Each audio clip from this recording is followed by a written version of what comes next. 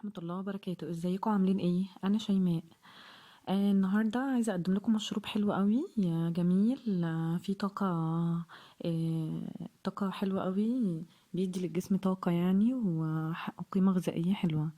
هنقدم النهاردة مشروب الميلك شيك، موز بالشوكولاتة.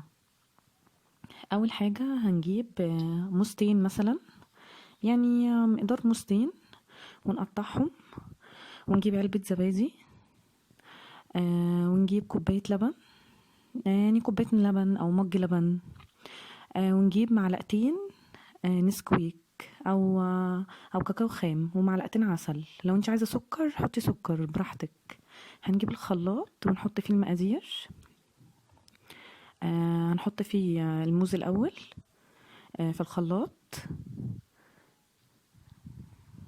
كده.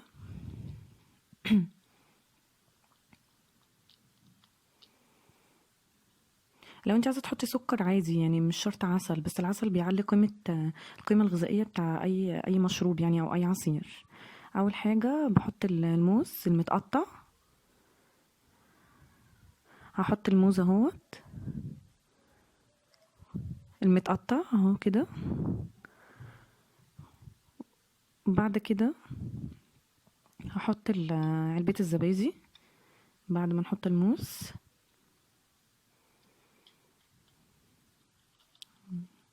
المشروب حلو قوي وهيعجبكم والله. نسكويك على فكرة هيبقى حلو قوي لو انت عملتي بيه المشروب دوت، او كاكاو خام، بس كاكاو الخام ما تكتريش قوي عشان بيبقى تقيل. هنحط علبة زبادي بالشكل كده.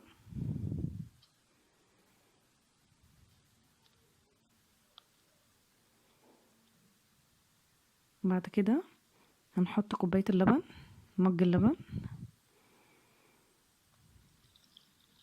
كل ده في الخلاط بالشكل دوت. بعد كده نجيب معلقتين الكاكاو او معلقتين النسكويك نحطهم برضو، بس يا ريت لو كاكاو خام بيبقى عشان ما يمررش. ممكن تحطي معلقة واحدة، لكن لو نسكويك حطي معلقتين كبار. ونحط برضو عسل نحل او سكر حسب ما انت عايزة. برضو سكريه زي ما انت عايزة. يعني السكر ده انت المفروض ذوقك في السكر، بتحبيه سكره عالي او سكره مش عالي قوي. ويا ريت تستخدمي للعسل النحل معلقة خشب يا اما معلقة بلاستيك، ما تستخدميش معلقة ستانلس او معلقة اللي هي المعالق اللي بناكل فيها. بالشكل ده كده كل المقادير حطيناها في الخلاط بالشكل ده كده. بالشكل ده لما نيجي بقى نخلط العصير ده بالذات عشان نعمل له فوم او نعمل له رغاوي. هنعلي السرعة الاول بتاعة الخلاط، وبعد كده قبل ما نطفي هنقلل السرعة. هنعلي السرعة الاول بالشكل ده كده. هنعلي السرعة الأول وبعد كده هنقلل السرعة تدريجيا عشان نلاقي فيه رغاوي أو نلاقي فوم. هو المشروب ده أصلا أحلى حاجة فيه إن بتلاقي على الوش كده رغاوي أو فوم. الفوم ده بيبقى حلو قوي في المشروبات دي بالذات. هنعلي السرعة الأول وبعد كده نقلل السرعة قبل ما نطفي بالشكل ده كده. بس هنطفي ونعلي السرعة الأول وبعد كده نقلل السرعة.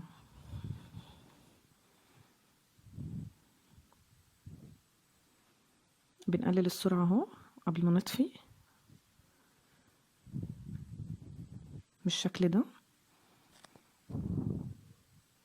وبعد كده هنصبها في الكاسات.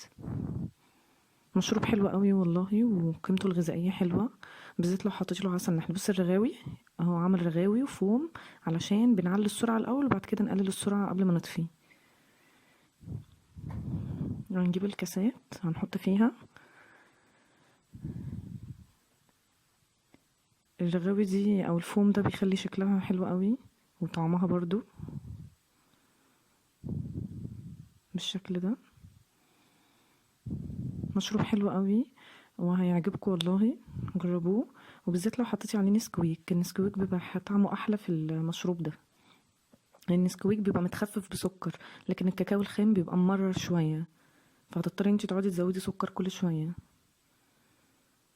بالشكل ده. وبرضه هبقى اكتب لكم المكونات في صندوق الوصف. هو ده مشروبنا النهارده بالشكل اللي انتوا شايفينه. يا ريت بس تدعموني وتعملوا لي لايك وشير واشتركوا وفعلوا الجرس عشان يوصلكم كل جديد مني وكومنتات. وشكرا جدا ليكم. كان معكم شيماء عادل من اكلات ومنوعات. شكرا.